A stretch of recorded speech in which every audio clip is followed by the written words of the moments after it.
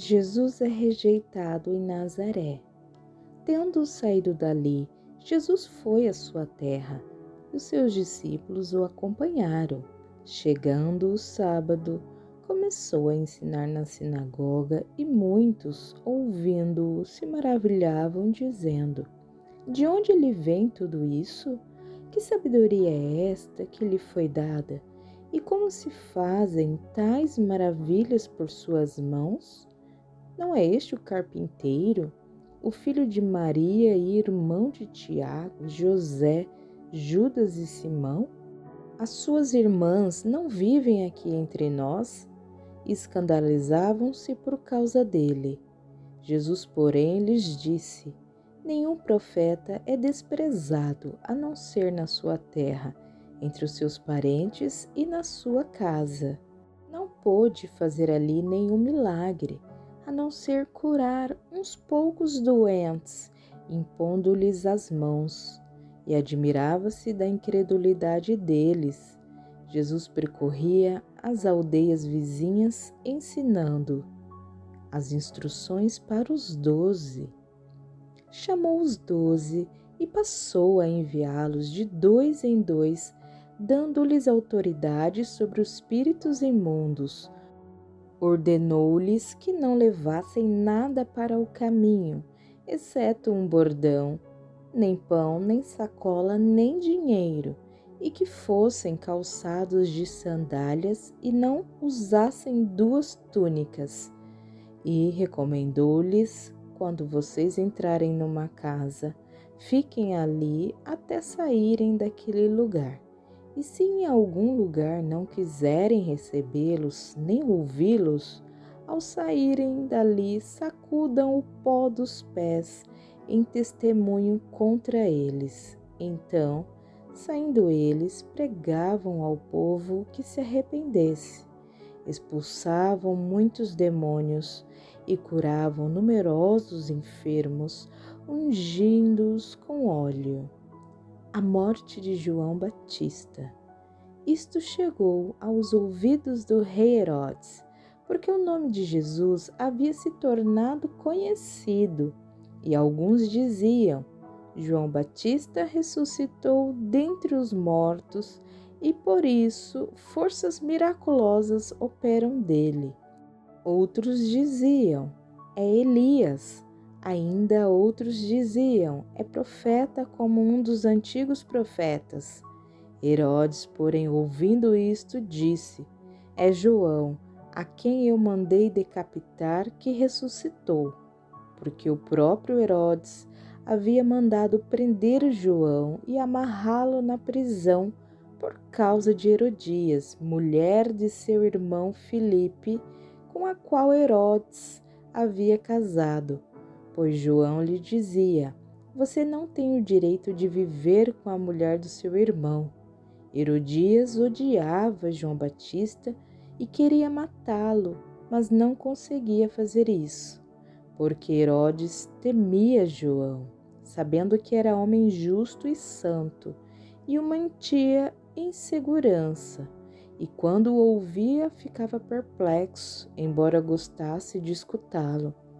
Chegando uma ocasião favorável em que Herodes, no dia do seu aniversário, deu um banquete às autoridades, aos oficiais militares e às pessoas importantes da Galileia. A filha de Herodias entrou no salão e, dançando, agradou a Herodes e aos seus convidados. Então o rei disse à jovem: peço o que quiser e eu lhe darei. E fez este juramento: o que você me pedir, eu lhe darei, mesmo que seja a metade do meu reino. Ela saiu e foi perguntar à mãe: o que pedirei? A mãe respondeu: a cabeça de João Batista. No mesmo instante, voltando apressadamente para junto do rei, disse: quero que sem demora o Senhor me dê num prato a cabeça de João Batista. O rei ficou muito triste, mas por causa do juramento e dos que estavam com ele à mesa, não quis negar o pedido da jovem, e enviando logo o executor, mandou que lhe trouxessem a cabeça de João. Ele foi e o decapitou na prisão. E trazendo a cabeça num prato, a entregou à jovem, e esta, por sua vez, a entregou à sua mãe. Os discípulos de João, logo que souberam disto, vieram levar o corpo dele e o colocaram num túmulo. A primeira multiplicação de pães e peixes. Os apóstolos voltaram à presença de Jesus e lhe relataram tudo o que tinha feito e ensinado. E ele lhes disse: venham repousar um pouco à parte num lugar deserto. Isto porque eles não tinham tempo nem para comer, visto serem muitos os que iam e vinham. Então foram de barco para um lugar deserto à parte.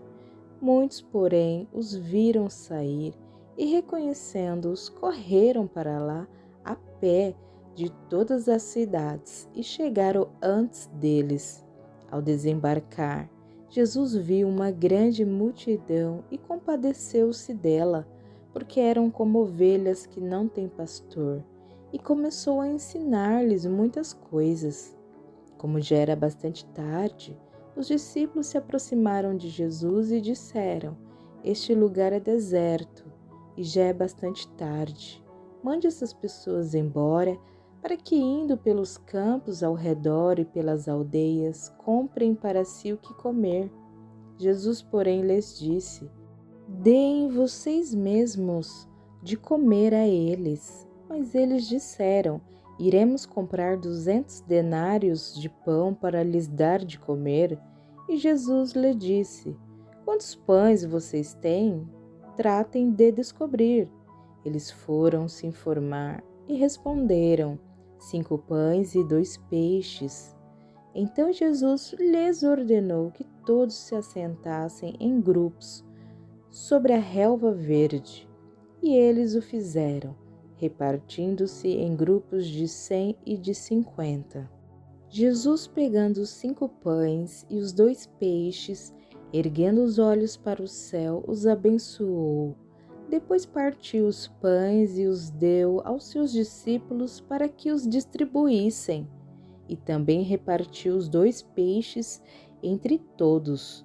Todos comeram e se fartaram, e ainda recolheram 12 cestos cheios de pedaços de pão e de peixe.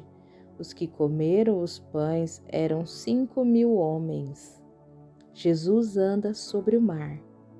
Logo a seguir, Jesus fez com que os seus discípulos entrassem no barco e fossem adiante dele para o outro lado, para Betsaida, enquanto ele despedia a multidão. E tendo-os despedido, ele subiu ao monte para orar. Ao cair da tarde, o barco estava no meio do mar e Jesus estava sozinho em terra. De madrugada, vendo que os discípulos remavam com dificuldade, porque o vento lhes era contrário, Jesus foi até onde eles estavam, andando sobre o mar, e queriam passar adiante deles. Eles, porém, vendo-o andar sobre o mar, pensaram tratar-se de um fantasma e gritaram, pois todos viram Jesus e ficaram apavorados.